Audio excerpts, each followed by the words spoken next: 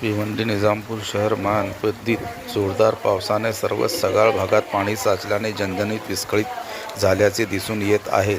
सावरकर उद्यान, ब्राह्मणआळी, छत्रपती शिवाजी महाराज चौक, भाजी मंडई इत्यादी भागात गुडघ्याएवढा पाणी साचलं आहे. त्यामुळे लोक हैराण झाले आहेत.